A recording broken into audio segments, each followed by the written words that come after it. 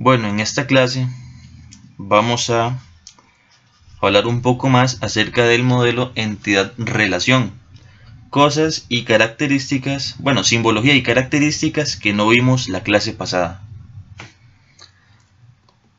Vamos a empezar primero con lo que es la especialización, que se dibuja o se grafica en el diagrama como un triángulo viendo hacia abajo. Dice que indica que de una entidad surgen varias entidades más, pero que comparten todas las características de la entidad superior. Así como está la definición, es un poco difícil de entenderlo, puesto que no ejemplifica bien. Podemos utilizar la analogía de herencia, no la herencia de bienes, sino la herencia genética. Por ejemplo, un niño puede salir con los ojos de color verde si tanto su padre como su madre tienen los ojos de color verde. Es una característica heredada o que es una característica obtenida de aquella especie o aquel humano que está sobre él, que serían los padres en este caso. Igual sería si los padres de un niño tienen los ojos negros.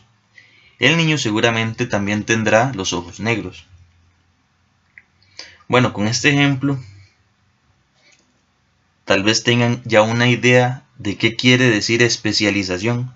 Sin embargo, no queda suficientemente claro, puesto que el ejemplo no es la mejor analogía que se puede utilizar. Para eso vamos a ejemplificar mejor esto con el siguiente escenario.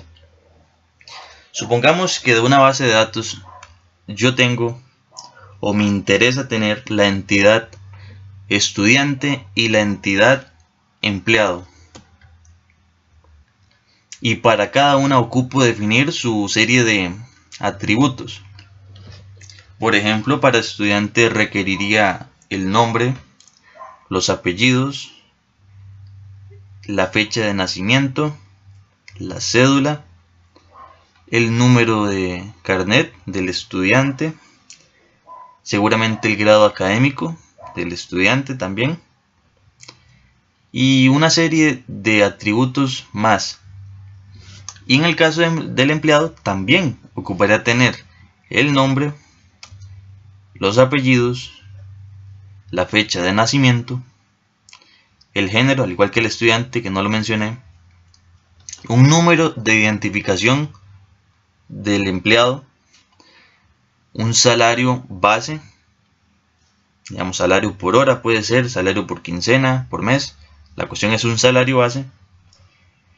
Podría ser una especialización de en qué área se desenvuelve, si es informático, si es administrativo, si es conserje, etc. Y como podrán notar, tanto estudiante como empleado repiten datos, repiten características, como el nombre, apellidos, cédula, que pertenecen o se podría asumir que pertenece a una entidad persona que estaría arriba de ellos. Esos datos que se repiten o que tendría la entidad persona serían nombres, apellidos, cédula, género y todos los que antes mencionamos, pero que son solo de personas. Pues ¿cómo resolvemos esto o cómo hacemos esto? Porque algunos de ustedes podrían decir, y no, dejemos tanto los atributos de estudiante en estudiante como los de empleado en empleado, aunque se repitan en cada uno. Sinceramente, no estaría mal. Se pueden dejar todos los atributos de estudiante, aunque se repitan algunos en empleado, pero no es la mejor manera de desarrollar una base de datos. Lo recomendable es estructurar bien estas entidades y sus atributos. Para eso utilizamos la especialización. Creamos una entidad superior que contenga todos los datos genéricos, o en este caso de la entidad superior, que es persona, y especializamos hacia dos entidades que serían estudiante y empleado. Y en estudiante solo colocaríamos lo que es de estudiante propiamente, al igual que en empleado. Ahora bien, supongamos que me interesa tener también secretaria y profesor, aparte de estudiante y empleado. Muchos podrían caer en la tentación de conectarlo directamente a la especialización que ya existe, porque tanto secretaria como profesor son empleados, bueno, personas, y entonces las podrá conectar directamente a personas, pero lo correcto es conectarlas a empleados, porque de hecho una secretaria y un profesor son empleados, y a su vez el empleado es una persona. Y este es un ejemplo claro de cómo se usa la especialización y sus fines. Sus fines es básicamente estructurar más todos los atributos que tenemos de las entidades para que queden de una manera en la que las consultas sean más eficientes. Ahora bien, hablando de los atributos, como mencionamos en la clase pasada, tenemos lo que es la llave primaria, que básicamente es aquel valor o aquel atributo de una entidad que posee un valor único y que de alguna manera identifica a cada registro de la entidad. Se expresa subrayando el nombre del atributo, como está en el ejemplo. Ahora bien, como llaves primarias yo puedo tener la cédula, el carnet, el identificador, un número de serie, un consecutivo, por ejemplo. Para poner en perspectiva, una persona no puede tener el número de cédula igual a otra persona. Por eso la cédula es única para las personas. Un estudiante no puede tener el mismo número de carnet que otro estudiante. Y así con todos los ejemplos. Un vehículo no puede tener la misma placa o el mismo número de placa de otro vehículo. Ahora sí, muchos de ustedes tal vez dirán, y entonces en aquellas entidades que no tengamos definido o bien claro qué utilizar como llave primaria, ¿qué hacemos o qué se hace? Podemos tomar un atributo que estemos seguros que no se repita para utilizarlo como llave primaria. Digamos en el caso de que yo tenga un registro de marcas de lapicero. De ahí, en teoría las marcas no se van a repetir. Entonces yo podría agarrar el nombre como llave primaria. Bueno, la respuesta es sí, sí podría. Pero hay que considerar varias cosas. Primero hay que considerar el tamaño que va a llegar a tener o que podría llegar a tener la base de datos. Si es un tamaño muy grande y las consultas que yo quiero realizar, las búsquedas dentro que yo quiero realizar son un poco complejas y hacen uso de esta llave primaria, porque las búsquedas se realizan generalmente por las llaves primarias, no es recomendable poner un nombre u otro atributo que no sea un número. Por eso, si la base de datos es de un gran tamaño o posee consultas muy complejas, lo recomendable es un número. Pero, digamos, si la entidad no tiene ese número, ¿qué hacemos? Pues como les había dicho en clases, es tan simple como crearle un número. En este caso podría ser un identificador, o lo más común es un consecutivo, para que por sí solo, o para asumir que por sí solo se va cambiando el valor de esta llave primaria. Ahora vamos a ver un ejemplo de en sí los atributos. Tenemos la entidad persona. Esta entidad persona puede tener como atributos un nombre, apellidos, edad, fecha de nacimiento, sexo o género, nacionalidad y cédula.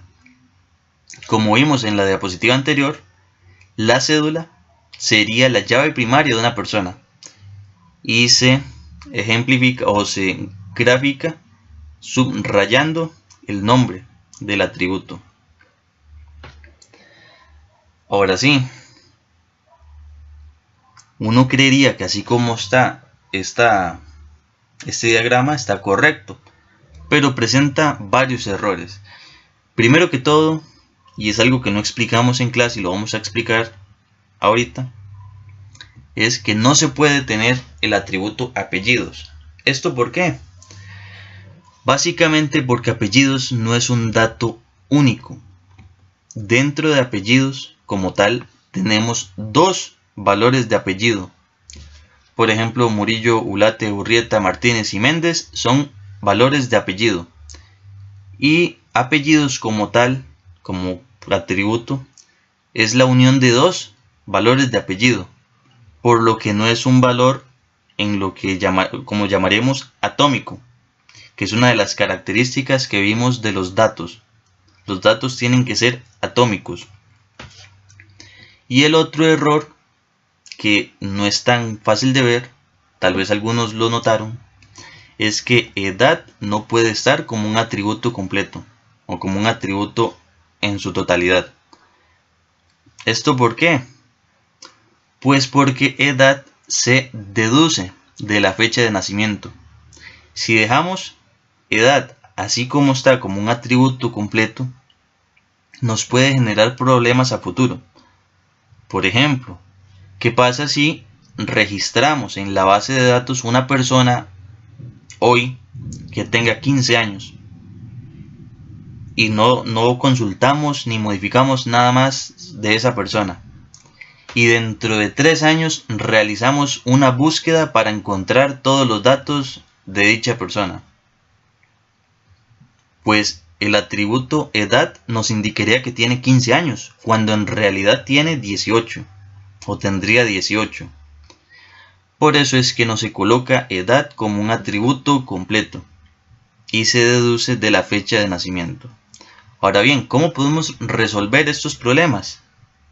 Pues en el caso de apellidos es muy fácil y tal vez algunos de ustedes ya lo dedujeron, y es tan simple como separarlos en dos atributos, apellido 1 y apellido 2.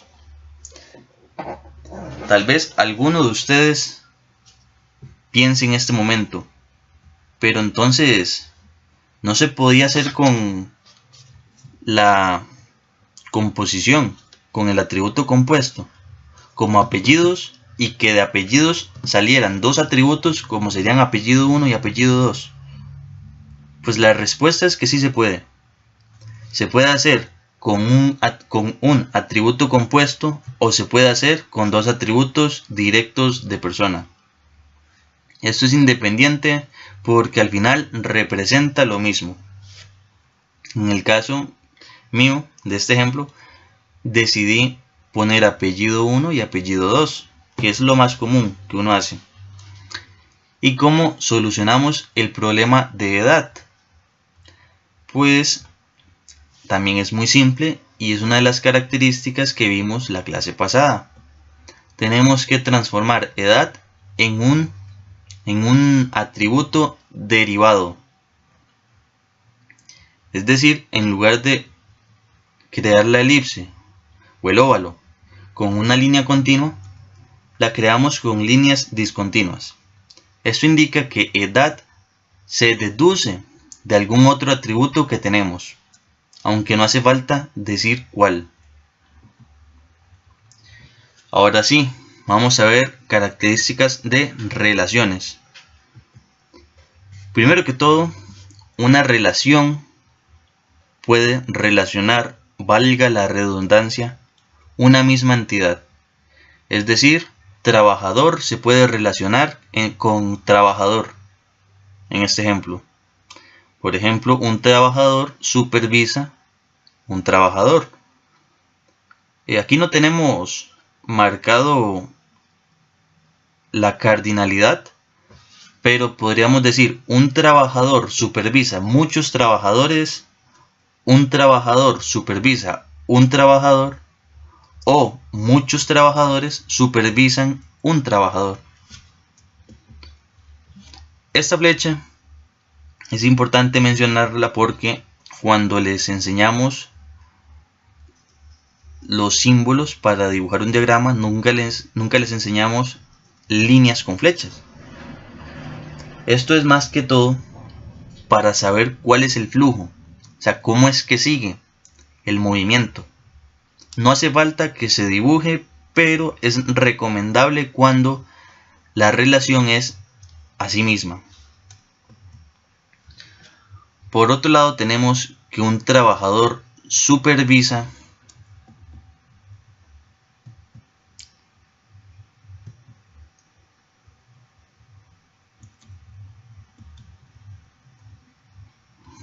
Bueno, vamos a seguir con este.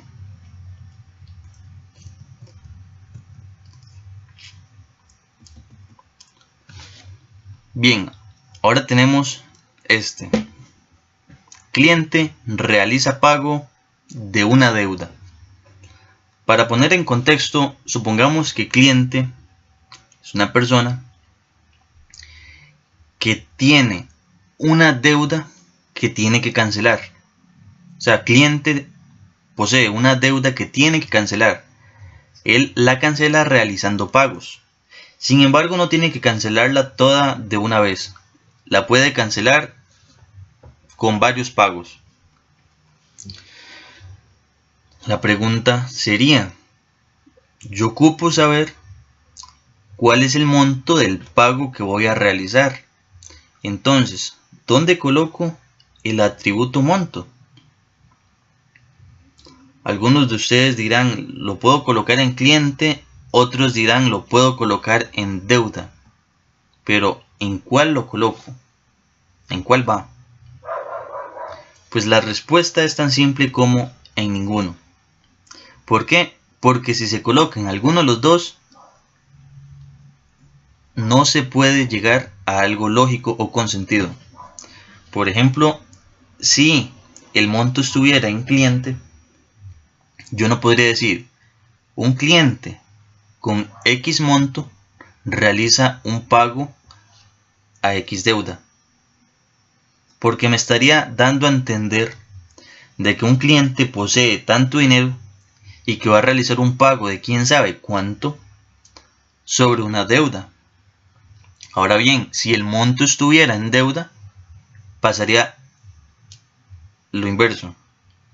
Un cliente, no sé cuánto dinero tiene, realiza un pago a una deuda de un monto o con un monto de X cantidad.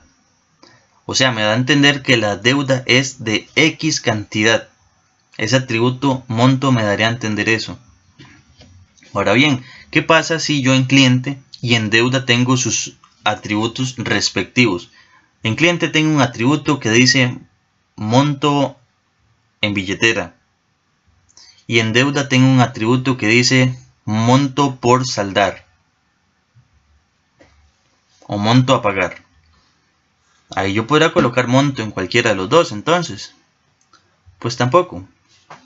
Porque si un cliente realiza dos pagos a una deuda y el atributo monto está en cliente, entonces yo tendría que en el primer pago asignar el valor al monto, pero en el segundo pago tendría que sobreescribir ese atributo y entonces ya borraría el pago anterior.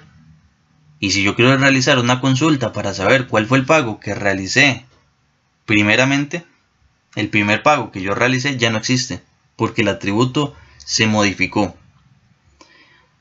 Otra solución para esto sería entonces que por cada pago que yo realice duplico la información del cliente para poder modificar el monto o agregar otro monto. Pero esto es tan ineficiente que por cada pago que realicemos tendremos un cliente nuevo con los mismos datos. Por eso es que no se puede. Igual pasaría con deuda. Entonces, ¿cuál es la solución? Pues sí, la solución es colocarlo en la relación. Esto es algo que no se vio en la clase pasada, pero sí se puede hacer. Y de hecho es una de las pistas para resolver el ejercicio que quedó pendiente, que esperamos retomarlo la clase que viene. Ahora sí, cuando metemos el atributo monto, a pesar de que una relación no es una entidad como tal, ocupamos identificarla con una llave primaria o con algún dato que nos identifique mejor esta relación. ¿Para qué metemos fecha? Bueno, fecha la metemos como un tipo de identificación y así poder tener el orden de los pagos que se han ido realizando. Igual no es la manera más eficiente, pero para este ejemplo es lo mejor.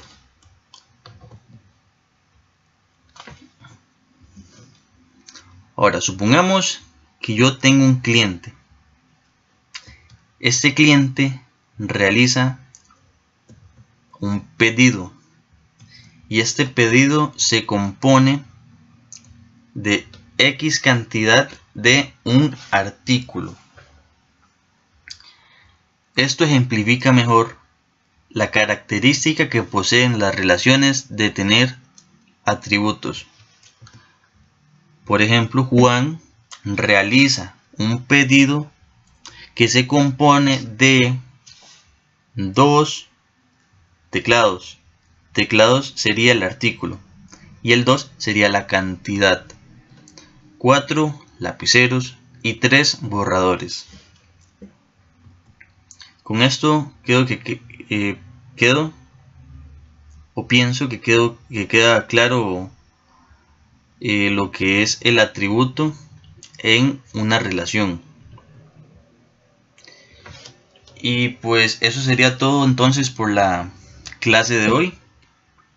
Espero verlos la otra semana y ojalá tomen todo lo que aprendieron en esta presentación, en este video. Y si algo no queda claro, pues me lo hacen saber en los comentarios de Facebook o se comunican directamente conmigo mediante un mensaje también de Facebook o de WhatsApp. Y ojalá utilicen esta información para resolver el ejercicio que quedó pendiente, que esperamos retomarlo la otra clase que viene y resolverlo de una vez por todas, para así avanzar de tema y ver otras cosas que nos quedan pendientes por ahí, porque entidad relación es el inicio, faltan muchas cosas más por ver. Así que espero que sea todo y pongan mucha atención al video. Si no aprendieron algo, repásenlo y nos vemos en la otra clase.